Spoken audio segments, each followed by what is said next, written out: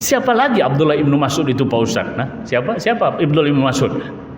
Abdullah ibnu Mas'ud adalah sahabat yang kurus dia. Dia masuk Islam atas doa daripada Rasulullah sallallahu alaihi wasallam. Wah, ini belum masuk kita kepada 10 sahabat, udah ada nama-nama sahabat. Mau saya lewatkan saja sayang. Saya ceritakan sedikit boleh? Ya, Abdullah ibnu Mas'ud ini, Bapak Ibu yang dimuliakan Allah Subhanahu wa taala, ketika kecil dia menggembala domba. Saat itu Rasulullah lewat dan haus, lalu kemudian minta air susu dari domba-domba tersebut. Apa kata Abdullah ibnu Mas'ud? Ana mu'taman. Saya orang yang diamanahkan. Domba ini bukan milik saya. Saya diamanahkan untuk menjaga. Kamu minta, ini bukan punya saya. Kalau minta ya kepada tuannya. Kalau punya kamu yang mana? Yang itu. Namun kurus, tak mengandung dan tidak memiliki air susu. Ini boleh kata Abdullah bin Mas'ud. Lalu Rasulullah pegang. Kehendak Allah Subhanahu wa taala, domba tadi punya. Lalu Rasulullah perah dan Rasulullah minum. Abdullah bin Mas'ud ketika itu kecil, Pak, melihat, mantap juga nih ya. Dengan sekadar sentuhan saja domba ini bisa memiliki air susu. Maka dia sampaikan kepada Rasulullah ketika itu, ajarkan saya ya Rasul. Nama juga anak kecil, Pak ya. Nama juga anak kecil. Ajarkan saya seperti itu. Maka Rasulullah sallallahu alaihi wasallam mendoakan, rahimakallah atau yarhamukallah, innaka ghulamun muallamun.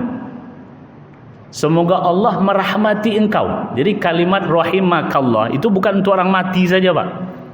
Kita sebut nama orangnya sudah meninggal, rahimahullah. Bukan untuk orang meninggal saja.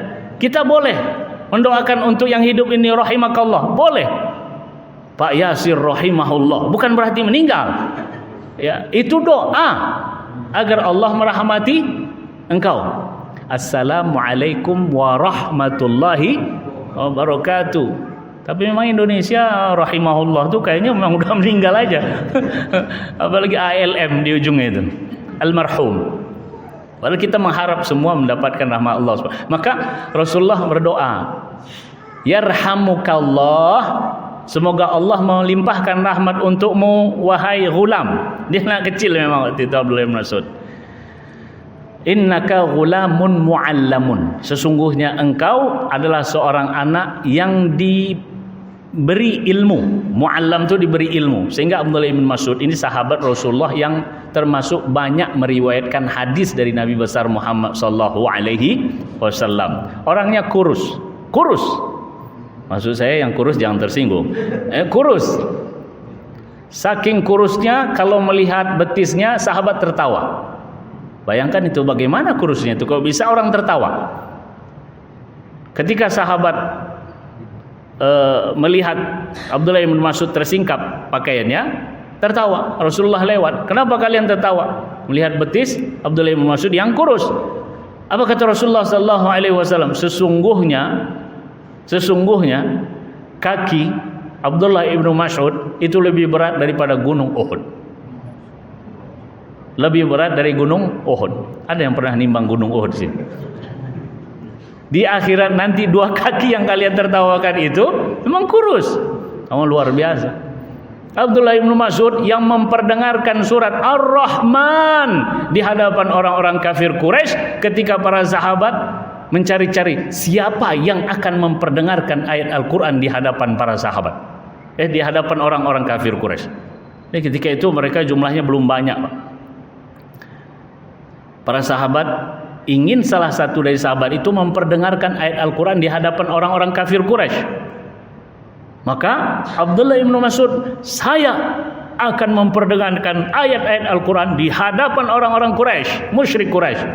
Para sahabat ketika itu melihat, ya ini Abdullah bin Mas'ud kurus nih, habis dipukul oleh musyrik Quraisy nanti.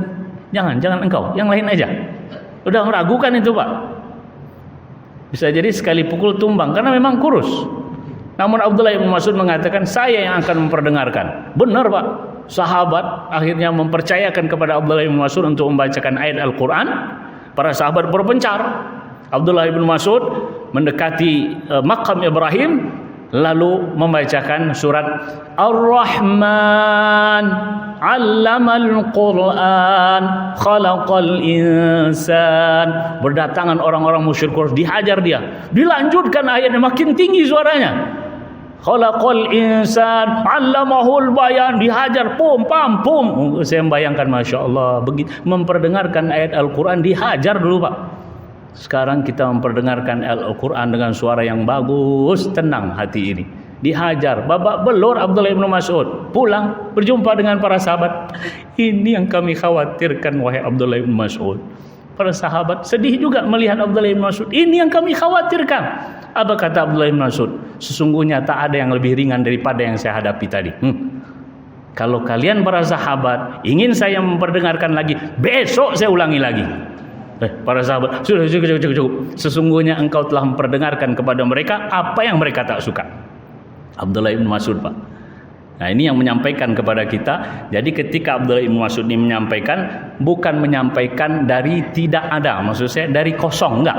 Namun Abdullah bin Mas'ud menyampaikan itu karena memang melihat sahabat Nabi besar Muhammad SAW disampaikan afdalu ummah, sebaik-baik umat, karena pengalamannya seperti itu. Kita alhamdulillah baca Al-Quran tak pernah dipukul, kecuali waktu ngaji-ngaji dulu, belajar ngaji dipukul oleh orang tua, dipukul oleh guru ngaji dulu. Sekarang hak azazi manusia. Kenapa Pak Ustadz pukul dia? Kena HAM. Anak melapor pula, orang tua memperkuat laporan. Habislah Ustadz.